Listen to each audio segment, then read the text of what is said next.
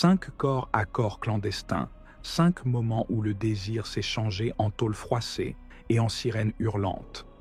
Et si je vous disais qu'en moins de 20 minutes, votre vision du sexe en voiture ne serait plus jamais la même? Accrochez-vous, littéralement, parce que ces histoires sont si brûlantes qu'elles pourraient vous faire lâcher le volant. Le bitume de l'US, 301 chauve comme un radiateur géant sous le soleil de Floride. C'est la fin d'après-midi, la lumière rase allonge les ombres des pins et un bus scolaire jaune brinque Bale vers Stark, emmenant 15 gamins excités, cartables ouverts, chansons de cours d'école en fond sonore. À l'intérieur, la conductrice, Jennifer Swanson, ralentit en douceur. Elle s'apprête à déposer les derniers élèves devant les ranchs disséminés de Bradford County. Au même instant, un rugissement de diesel fend l'air. Un camion remorque de 35 tonnes arrive derrière. Shannon Ford, 40 ans, ressent une sueur moite couler de sa nuque jusqu'au creux des reins. Il n'est pas seul. Dans la couchette, sa femme chérie a déjà arraché son t-shirt. « Trop chaud », dit-elle, avant de sourire avec l'insolence d'une sirène de bande dessinée. La radio crache une ballade country. L'habitacle vibre sur un tempo érotique. Ford jette un coup d'œil dans le rétro. Le bus est proche, mais la tentation est plus proche encore. Chérie glisse, nue, contre lui. Ses ongles griffent la toile râpeuse du siège. Et la logique cède la place au réflexe animal. Accélérer, freiner, il oublie. Swanson déclenche ses feux jaunes. Devant, les gosses se lèvent déjà, ravis de distinguer la barrière blanche du ranch familial. À l'arrière, 2 frères se chamaillent, une petite jette ses baskets en l'air. C'est l'instant décisif où la vie bascule sur quelques centimètres de route. Le poids lourd arrive. L'espace d'un battement de cœur se réduit à rien. 90 km/h, 80, 70. Le crissement de frein n'a pas le temps de devenir un cri continu, c'est une explosion. Le choc projette les élèves comme des quilles dans une salle d'arcade, déchire la carrosserie du bus et plie le capot du semi comme une canette. Cri d'enfant, odeur d'huile chaude. Et, détail surréaliste, une femme entièrement nue gisant entre les sièges métalliques d'un camion éventré. Les secours arrivent, 10 blessures sérieuses parmi les élèves, 2 adultes en état critique, Shannon et Sherry, mais, par miracle, aucune mort d'enfant. Dans les jours qui suivent, la presse locale s'emballe, la route de l'enfer pavée de luxure, titrent certains tabloïds. Les enquêteurs découvrent une dashcam scolaire, on y voit la silhouette d'un semi se déporter brutalement, puis le chaos. Sherry, en convalescence, explique qu'elle avait simplement trop chaud. Les avocats de Ford crient au défaut de maintenance. Le juge, impassible, égrène les faits. Non seulement vitesse excessive, mais distraction sexuelle manifeste. Verdict, 20 ans de prison ferme pour le chauffeur. Lors de l'audience, la conductrice du bus, minuscule face au tribunal, tremble encore en évoquant les cris coincés dans les ceintures de sécurité. Un père d'élèves se lève, montre la photo de sa fille à la rotation cervicale immobilisée. Tout ça pourquoi? Pour quelques minutes de plaisir étouffé dans une cabine de poids lourd? Le silence tombe, épais comme un coussin d'airbag. Ford baisse les yeux. Nul besoin de commentaires. Le désir a franchi la ligne jaune, et dans son sillage, il laisse des plâtres, des cicatrices et une ribambelle de cauchemars d'enfants. Dehors, les caméras captent la sortie des parents. Certains murmurent que l'affaire finira dans les manuels de conduite, d'autres prient pour que les gosses oublient. Mais une question plane, lourde. Combien de secondes suffisent pour transformer la volupté en violence? Sous les néons du Night Court de Jacksonville, le procureur conclut « Peut-être qu'on oubliera le nom de l'auteur, mais les enfants, eux, se souviendront toute leur vie que leur première frayeur mortelle est née d'un striptease improvisé à quelques mètres de leur siège. Et vous, auditeurs, sentez-vous déjà votre ceinture de sécurité appuyée un peu plus fort contre vos hanches? Ce n'est que la première étincelle. Car la route que nous empruntons ce soir, serpentent encore à travers des FedEx fracassés, des pick-up en marche arrière incontrôlée, des roulades canadiennes et des camions fous pilotés d'une seule main, l'autre occupé à caresser un écran de téléphone bien trop suggestif. Restez jusqu'au bout. Chaque virage est plus serré que le précédent, chaque freinage plus brutal que le désir qu'il a vu naître. Le soleil descendait, gonflé d'un rouge presque indécent, sur la mer de maïs du comté de Blue Earth, Minnesota. La chaleur lourde de ce dimanche d'août rendait l'habitacle d'une Chevrolet Cobalt collant comme un sucre d'orge oublié au fond d'une poche. Marc Chalin, 24 ans, cligna des paupières. L'air sentait la poussière, l'herbe coupée et cette étincelle musquée qu'il ne reconnaissait plus, le parfum nerveux de l'adrénaline qui précède l'extase. À califourchon sur ses cuisses, Amber Menezes, 23 ans, bascula en arrière pour rire, laissant ses cheveux noirs fouetter le plafond à moquette du véhicule. Elle portait juste un débardeur blanc roulé sous la poitrine, un short en jean qui avait glissé à mi-cuisse et un tatouage d'hirondelle qui battait des ailes sur son omoplate droite chaque fois que la voiture cahotait sur County Road 90. La scène, vue de loin, aurait pu ressembler à un clip country. Route droite, champs alignés comme des soldats, silhouettes enlacées derrière un pare-brise sale. Mais la caméra invisible du destin se rapprochait. Chalin lança un regard de braise vers le torse d'Amber, ses mains soudain aussi moites que le volant. Il n'avait pas bu ce soir-là, rien qu'un gobelet de soda tiède, mais il était ivre quand même. Sa compagne ondulait, accentuant la pression sur son bassin jusqu'à brouiller sa vue. Son compteur, d'habitude timide, grimpa vers les 100 km/h. À 40 mètres devant, l'Oldsmobile Alero de Johanna Martin s'avançait tranquillement en sens inverse. Johanna rentrait de son service de soir à la supérette de Lakefield. Elle fredonnait un morceau de Sheryl Crow, pressée d'embrasser ses 2 enfants endormis. Le siège passager était encombré de cahiers de coloriage et d'un gâteau d'anniversaire empaqueté de rubans turquoise. Entre les 2 voitures, il n'y avait que l'immense silence d'un dimanche rural. Pas de police, pas d'église, pas même un bar ouvert. Juste des grillons en bande-son. Dans la Cobalt, le pantalon de Chalin était descendu jusqu'aux genoux. Amber, en posture de jockey débridé, lui masquait totalement la route. Les phares jaunes de l'Oldsmobile surgirent. Pour lui, un feu d'artifice, pour elle, un simple croisement. Il ne freina pas. Le choc planta l'obscurité dans le maïs. À l'instant où l'acier protesta, un geyser d'airbag blanc éclata comme une fleur de coton. Amber fut catapultée contre le pare-brise, sa voix brisée en un hoquet aigu. Johanna, dans l'autre véhicule, n'eut pas même le temps de lever les bras. La tôle pénétra l'habitacle, la volée de verre aspergea le gâteau turquoise. Les 2 voitures tourbillonnèrent, puis retombèrent, entortillées dans le fossé. Personne n'entendit les grillons se taire. Au lieu de ça, le crépitement du moteur, l'odeur de liquide de refroidissement, une sirène qu'on croyait trop lointaine pour arriver à temps. Sur le siège conducteur de la Cobalt, Chalin, visage en sang, murmura le prénom d'Amber. Elle ne répondit pas.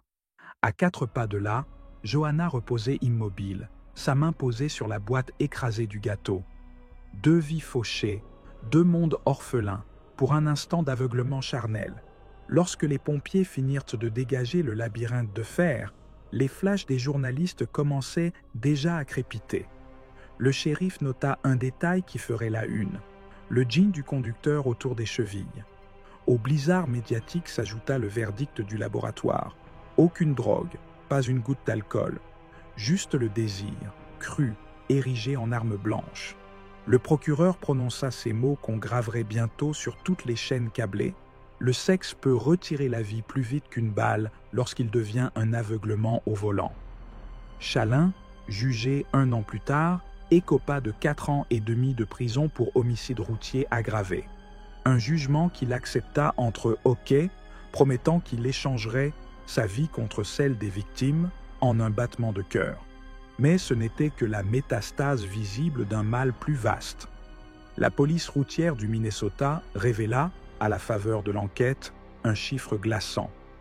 Sur 34 accidents mortels dus à la distraction l'année précédente, 5 impliquaient ouvertement des rapports sexuels en cours de route.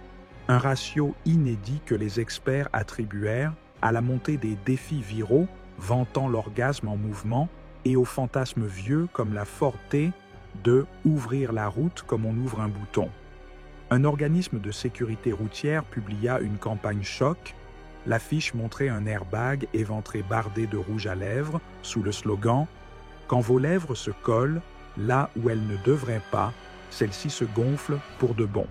Pendant ce temps, la presse locale reconstitua inlassablement la minute fatale. Le baiser qui fait chavirer le torse, la jupe qui remonte, la route qui disparaît derrière un rideau de peau.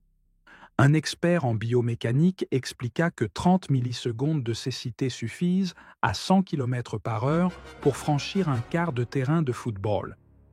Amber avait probablement bloqué la ligne de mire de Chalin pendant bien plus longtemps. Un chroniqueur radio cita des statistiques obscures sur les battements cardiaques. À l'orgasme, le cœur peut grimper à 180 pulsations par minute, soit plus vite que le tempo d'une fuite panique. L'organisme se croit en danger, mais l'esprit lui répond par la volupté. Un brouillage fatal que le goudron, lui, n'excuse jamais. Sur les réseaux, l'affaire se transforma en huile sur le feu. Certains accusèrent les sanctions d'être trop clémentes. D'autres crachèrent sur les moralistes qui criminalisaient la liberté sexuelle. Au cimetière de Lakefield, le jour de l'enterrement de Johanna, les cloches tintaient, tandis que ses enfants lâchaient des ballons en forme d'étoile. Personne ne parlait de liberté, seulement de vide. Celui-ci avait la poussière des confettis sans fête. En prison, Chalin reçut des dizaines de lettres. Certains le traitaient de monstre. D'autres lui confiaient leur propre frasque au volant, comme une confession anonyme. Il répondit rarement. Lorsqu'il le fit, il griffonna ses mots sur du papier jauni. « Je croyais que l'extase faisait gagner des secondes à la vie. J'ai appris qu'elle peut en voler des siècles. » 3 ans plus tard, un reporter récupéra les images de la dashcam d'un témoin. On y voyait l'Oldsmobile bondir hors du banc de maïs, comme un cerf surpris, juste avant la collision. Les experts utilisèrent la vidéo pour une reconstitution en réalité virtuelle présentée dans les lycées avoisinants. Des adolescents testaient, casque sur la tête, la sidération d'un impact qu'ils ne pouvaient éviter, rappel brutal que la chair humaine n'est pas une suspension assez solide pour amortir la violence d'une erreur. La route 90, elle, fut réasphaltée. Les stigmates d'huile, de sang et de gâteaux d'anniversaire disparurent. Mais, certains soirs où la température tombe juste assez bas, des campeurs jurent entendre un froissement d'acier suivi d'un cri lointain, un écho que le vent balance sur les épis. Peut-être n'est-ce qu'une légende de routier, peut-être est-ce la mémoire du macadam, obstiné à rappeler qu'il n'existe pas de zone tampon entre l'étreinte et l'épitaphe. Alors, auditeurs, ressentez-vous le cuir de votre siège se tendre tandis que nos mots filent? Gardez vos mains sur le volant. Car si l'histoire de Blue Earth n'a volé que 2 vies, la prochaine onde de choc que nous explorerons gonfle déjà, chaude, au-dessus d'un littoral fluo et d'un SUV chromé qui file vers Fort Lauderdale. Vous sentez la moiteur tiède d'un soir d'été caresser vos bras? Ouvrez grand les fenêtres, ceux qui s'apprêtent à déferler est plus salé que la brise de l'Atlantique, plus collant qu'un cocktail renversé sur un siège en cuir, et beaucoup, beaucoup plus dangereux. La route 1A, ce ruban sauvage qui longe la plage de Fort Lauderdale, ondule comme une anche sous les néons des bars tiki, les palmiers balancent leur panache et un parfum de coco caramélisé s'évapore des food trucks. Toutes les radios diffusent un remix reggaeton dansal dont la basse fait vibrer les vitres, le genre de poussée rythmique qui donne envie de mordre la nuit à pleines dents. Derrière le pare-brise teinté d'un Nissan Pathfinder dernier cri, Malik Roras, 32 ans, file vers le sud, torse nu, tatouage qui miroite dans les éclairs des lampadaires. Il vient de déployer le cruise control à 70 000 par heure, ses biceps accrochent la lueur orangée des phares arrière comme des boules disco vivantes. Sur le siège passager, Jessica, 20 ans, jette ses sandales sur le tapis, remonte ses dreadlocks en un chignon loose, puis plonge sous la ceinture de Malik avec l'enthousiasme insolent d'une héroïne TikTok prête à faire des vues. Le hashtag Roadhead Challenge a déjà dépassé les 50 millions de reproductions et, dans sa tête bourdonne à la fois la promesse de buzz et l'odeur douce amère d'un rhum à la vanille. Le SUV s'embrase littéralement de musique, le DSP auto-tuned hurle qu'il n'existe aucune limite entre plaisir et vitesse. Malik sourit, ondule des hanches, tend la main gauche hors de la fenêtre pour sentir la morsure du vent de juin. Sa vision se couvre d'étincelles écarlates, pas d'alcool, dit-il, pas de drogue, juste un shoot massif d'endorphine qui fait pulser ses tempes. À travers le pare-brise, la chaussée ressemble à un tapis roulant d'argent poli, jusqu'à ce qu'un colis vert et orange surgisse, la calandre d'un camion FedEx qui roule en sens inverse, clignotant sur le point d'amorcer un dépassement. La collision semble écrite par un scénariste trop pressé, 2 lignes blanches, un angle qui se ferme, un gémissement de pneus, puis l'impact, violent, droit, net. Les airbags du Nissan explosent comme des sacs de farine dans une boulangerie en feu, le plateau du camion FedEx se froisse, libérant une pluie de boîtes Amazon craquant sous le poids du métal. Le moteur du SUV se coince dans le radiateur, le capot se replie tel un origami inversé. Le cri brutal d'un klaxon meurt, remplacé par un chuintement, la vapeur de liquide de refroidissement répand une brume laiteuse qui avale la bande d'asphalte. À l'intérieur, Jessica se redresse, hagarde, les joues maculées de poudre d'airbag, les oreilles bourdonnantes. Son premier réflexe, chercher son téléphone. La scène aurait pu valoir 1 million de likes si seulement la caméra frontale avait été allumée. Malik, lui, hurle un juron mêlé de surprise et de douleur, la boucle de sa ceinture de sécurité l'a frappé à un endroit délicat. Il croit Saint-Hill. Il n'ose pas regarder. Les 2 livreurs FedEx, dans la cabine cabossée, se dégagent avec peine, l'un, épaule luxée, l'autre, entaille au front. Pas de décès, mais le bitume, craquelé, porte la marque d'une volute rouge sombre, une promesse de catastrophe plus large évitée de quelques dixièmes de seconde. Les gyrophares bleus des secours déchirent la nuit, les badauds, sortis des bars, filment déjà. Un influenceur local, ring light en main, commente en direct, Y-Hall, c'est le Fort Lauderdale que les guides ne vous montrent pas, sexe, sirène et FedEx. À l'hôpital Brevard-Health, le médecin urgentiste inscrit un diagnostic rare, traumatisme pénétrant des parties génitales dû au déploiement de l'airbag. Les infirmières échangent un regard incrédule où elles plaisanteront plus tard, mais la nuit même c'est le silence pudique des urgences qui l'emporte. Lorsque le rapport de police tombe, il est lapidaire, conducteur distrait par une fellation au volant, vitesse estimée 70 000 par heure, franchissement de voie centrale, collision frontale. Les inspecteurs soulignent qu'aucun taux d'alcool ou de stupéfiants n'a été détecté. Le procureur du comté hésite, chef d'accusation de conduite dangereuse aggravée ou tentative de suicide involontaire. La presse, elle, ne tergiverse pas, Roadhead of Doom, titre les tabloïds en lettres capitales. Broché sur la toile mondiale, le mot-clé #FedEx Crash explose. Des mèmes apparaissent, photos retouchées d'un colis endommagé estampillé, livraison express aux morsures interdites. Les chroniqueurs de nuit convoquent Freud, les sociologues incriminent l'économie de l'attention. Un statisticien de la NHTS a rappelé en urgence brandi des chiffres, depuis 2020, les « sexual distraction crash » ont bondi de 17% en Floride, un état déjà champion des accidents liés aux selfies sur autoroute. Une lueur de stupeur parcourt les plateaux télé lorsqu'il précise, près d'un quart des conducteurs avouent avoir eu une activité érotique légère, en conduisant au moins une fois dans l'année. Les autorités locales ripostent avec une campagne choc sur TikTok, un jeune homme s'apprête à embrasser sa copine, caméra POV, mais l'image passe brutalement au noir, des sirènes hurlent, puis le slogan apparaît en lettres blanches, la route n'est pas un lit. #StopRoadhead. 1 million de partages en 48 heures, certains adolescents répondent par des duos parodiques, d'autres publient leur propre expérience, entre fou rire et montage nerveux ponctué de facepalm et d'émojis aubergines. Pendant ce temps, Malik, encore hospitalisé, visionne sur une tablette la vidéo d'un influenceur santé dénonçant les excès du porno accessible 24 juillet. Sa mâchoire se crispe, il songe qu'il figure désormais, bien malgré lui, dans la playlist #FellArmy. Entre 2 perfusions, il reçoit la visite d'un avocat spécialisé en dommages corporels, nous pourrions plaider la défaillance du cruise control, ou le manque de signalisation, suggère-t-il. Malik détourne le regard, comme si la culpabilité avait la texture d'un voile de fumée qu'il pourrait souffler par la fenêtre. Les chauffeurs FedEx, eux, reprennent le travail après 4 semaines d'arrêt.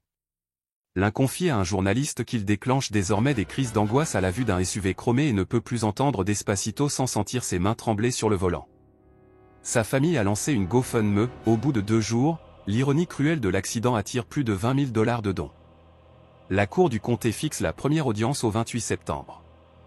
les experts reconstructeurs projettent une modélisation 3D, trajectoire, point d'impact, vitesse relative, temps de réaction impossible à calculer puisqu'au moment crucial, la tête de Jessica a masqué le pare-brise.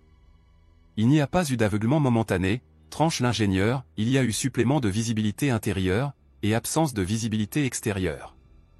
Les jurés échangent un sourire nerveux. Lorsque Jessica est appelée à la barre, elle essaie d'expliquer le contexte, c'était excitant, on faisait un live privé pour un ami, on se sentait invincible. Les membres du jury, dont 3 sexagénaires conservateurs, blêmissent. Son avocate tente une pirouette, ma cliente a été instrumentalisée par la culture hypersexualisée des réseaux, mais l'argument se dilue dans la salle d'audience, comme un shot de tequila oublié dans la glace fondue. Dans le couloir, un vieux sergent commentateur déclare aux caméras, à 70 000 par heure, une seconde d'inattention, c'est 31 mètres parcourus à l'aveugle. Un coup de rein peut faire 3 à 4 secondes. Faites le calcul. Les ancrages télé dévorent la formule, on la retrouvera le soir même en caractère gras sur la bande-annonce du journal de 22 heures. Mais l'histoire ne s'éteint pas là où elle s'étire comme une langue de bitume coincée entre désir et danger.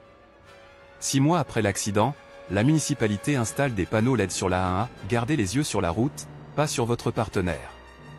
Les chauffeurs Uber en font des photos qu'ils relaient sur Insta, certains clients rient, d'autres baissent les yeux, conscients que la plaisanterie a la couleur du sang séché. À l'anniversaire du crash, un collectif de victimes de distraction sexuelle au volant organise une veillée aux bougies sur la plage. On y lit des prénoms sur des coquillages qu'on dépose dans la marée descendante, la mer efface le premier, puis le deuxième. Malik, libéré sous caution mais toujours sous le coup d'un procès, observe de loin, t-shirt capuche rabattu sur le visage. Il serre dans la main la copie froissée du rapport médical, les lettres deviennent des bulles illisibles sous la sueur. Il dit à un ami, je n'arrive plus à conduire, chaque feu rouge, je revois l'éclair blanc de l'airbag. Les psychologues appellent ça un flashback traumatique. 1 an plus tard, la sentence tombe, culpabilité retenue pour conduite dangereuse causant blessure grave. 2 ans de prison, 5 ans de suspension de permis. Dans la salle, Jessica étouffe un sanglot, se reproche d'avoir dit à Malik, ce soir-là, plus vite, la vue est incroyable. Personne ne mesure encore combien ces mots pèseront sur leur futur. Et vous, auditeurs, sentez-vous vos paumes glisser imperceptiblement sur le volant? Peut-être venez-vous d'ajuster la clim, peut-être votre compagne a-t-elle effleuré votre genou. Souvenez-vous, il suffit d'un soupir, d'un reflet, d'un unique battement de cils ailleurs pour que la ligne jaune se transforme en épitaphe. La nuit de Floride s'éloigne déjà, avalée par la rotation de la Terre, nos phares intérieurs s'orientent vers l'Asie maintenant à un pont suspendu au-dessus du détroit de Seto, un couple en scooter, un orage de lanternes et un concert K-pop grondant au lointain. La prochaine dérive promet d'être aussi scintillante qu'un néon d'arcade, et au moins 2 fois plus fatale. Restez à bord, le voyage n'a pas encore atteint son climax. Le pneu imaginaire de notre road trip serre un peu plus fort l'asphalte, nous glissons, en pensée, des plages fluo de Floride jusqu'au halo laiteux du périphérique pékinois, là où le bitume frémit sous l'été continental et où le pouvoir, la vitesse et la volupté se disputent le même siège passager. Il est 3h48, matin d'un 18 mars que la ville n'oubliera pas. Pékin dort ou fin de dormir, étouffé par ce brouillard poudreux que crachent les chaudières urbaines. Sur la 4e périphérique, un ruban d'asphalte si vaste qu'il ressemble à un anneau de planète, les rares phares en mouvement découpent les portiques électroniques comme des flashs stroboscopiques. Dans la cabine climatisée d'une Ferrari 458 Spider couleur encre, la température, elle, oscille plutôt autour de la fièvre tropicale, un soupir, un rire de gorge, le bruissement d'un cuir trop lisse pour la décence.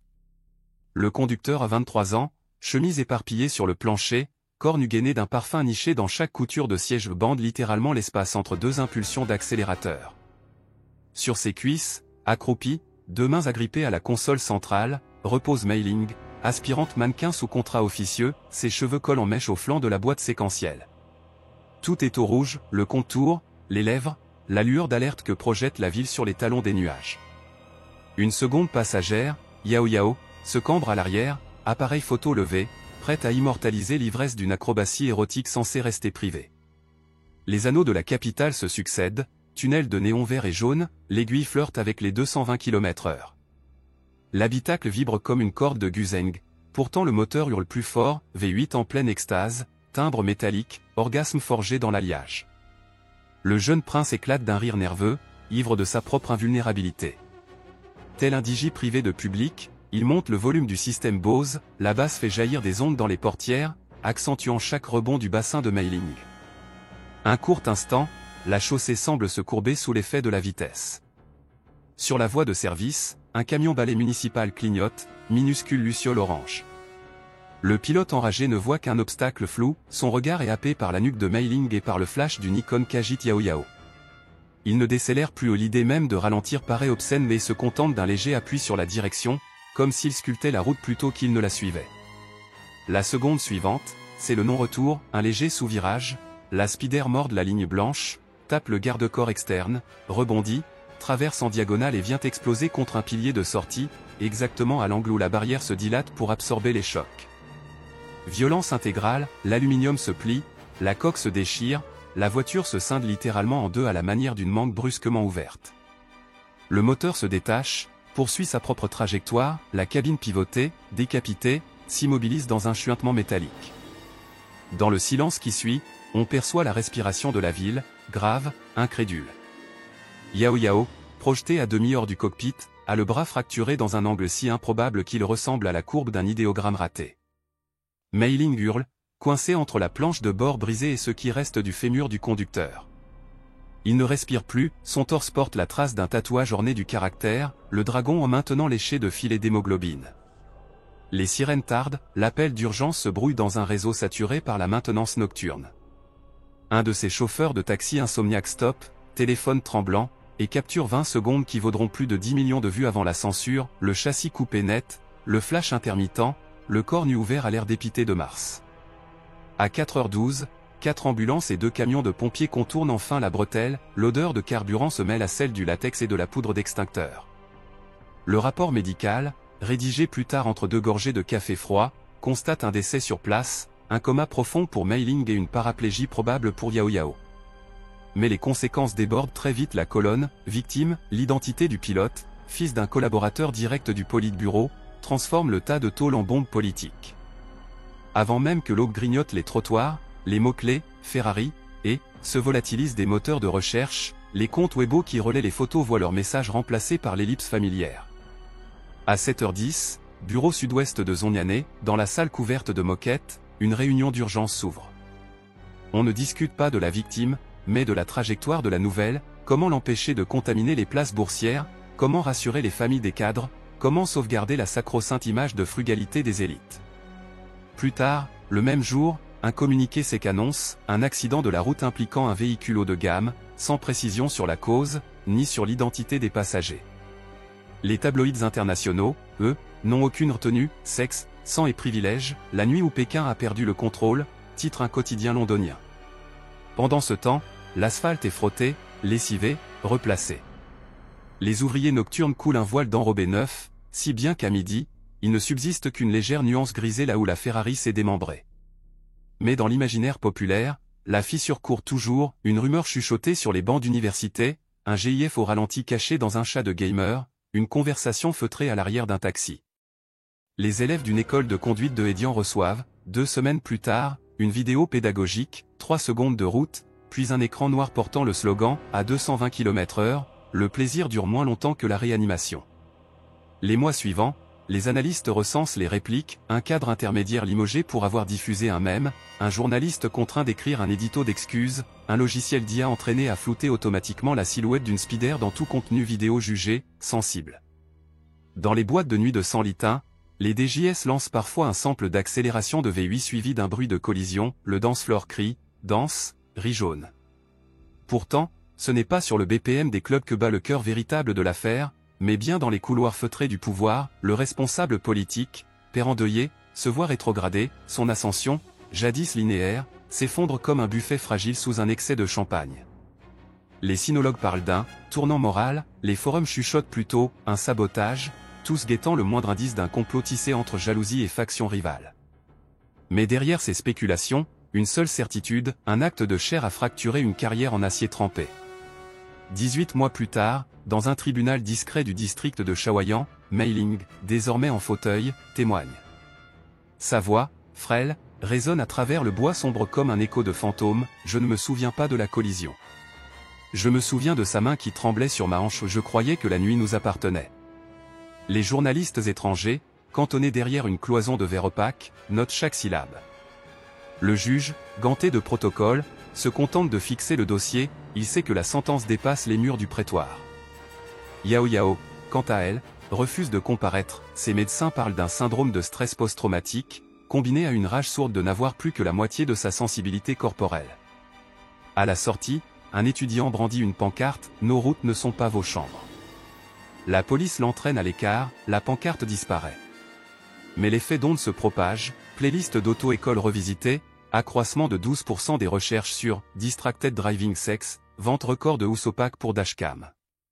L'industrie automobile installe, sur ses modèles haut de gamme destinés au marché chinois, un nouveau module de surveillance, détecteur d'angle mort couplé à un capteur infrarouge visant l'habitacle, prêt à déclencher une alarme si deux corps occupent simultanément l'espace côté conducteur.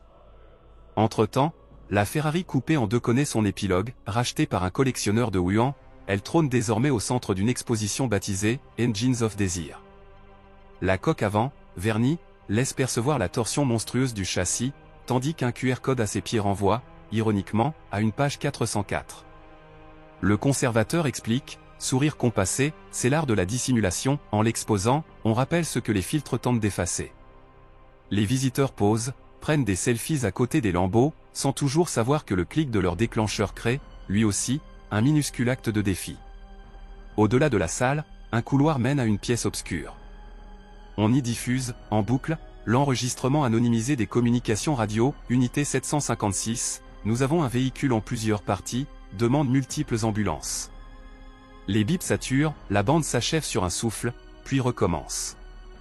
Certains spectateurs restent, hypnotisés, à écouter la répétition de la catastrophe, comme si chaque redite pouvait enfin donner un sens au néant laissé par un plaisir trop vif. Et vous, auditeurs noctambules, tandis que la clim de votre salon souffle ce que Pékin a refusé de sentir, vous demandez-vous quelle frontière sépare l'intimité de la route? Peut-on vraiment contenir le feu d'un désir quand le tableau de bord offre 100 chevaux à l'arrière-plan?